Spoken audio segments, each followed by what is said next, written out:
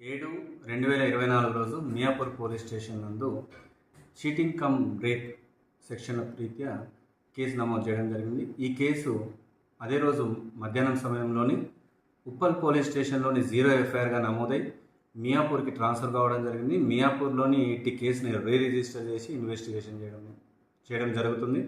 ఇన్వెస్టిగేషన్లో భాగంగా కంప్లైంట్ యొక్క బ్రీఫ్ ఫ్యాక్ట్స్ ఏంటంటే, అమ్మాయి వయసు అందాజా 25 సంవత్సరాలు.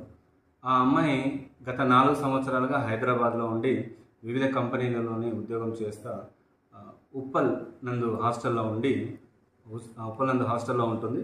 ఆ అమ్మాయి రీసెంట్గా జాబ్ అనే అప్లికేషన్లోని జాబ్ సెర్చింగ్లో భాగంగా JSR Sun City Miyapur branch వాళ్ళని సంప్రదించారు.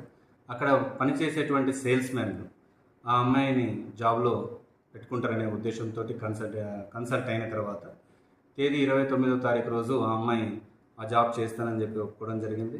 అండ్ 30వ తారీఖు రోజు మార్నింగ్ ఆ అమ్మాయి ఉప్పల్ నుంచి మియాపూర్ రావడం జరిగింది. మియాపూర్లోని ఉండేటువంటి సేల్స్ మెన్స్ అయినటువంటి సంగారెడ్డి అండ్ జనార్దన్ రెడ్డి వీరిద్దరు కూడా అమ్మాయికి నచ్చినటువంటి ఒక హాస్టల్లోని షెల్టర్ ఇవ్వడం జరిగింది.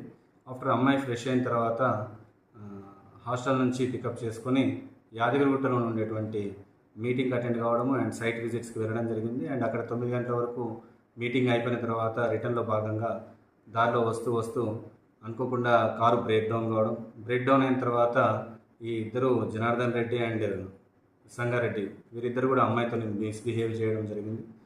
ఆ విధంగా అమ్మాయి బై 3 o'clock టైంలోని మళ్ళీ హాస్టల్లో వదిలిపెట్టడం జరిగింది. తర్వాత అమ్మాయి ఉంటున్నటువంటి ఉప్పల్కి వెళ్ళి ఉప్పల్ పోలీస్ స్టేషన్లోని కంప్లైంట్ ఇవ్వడం జరుగుతుంది. వాళ్ళు రేప్ అండ్ చీటింగ్ కేసుల కింద కేసు నమోదు చేసి మాకు ట్రాన్స్ఫర్ చేయడం జరిగింది.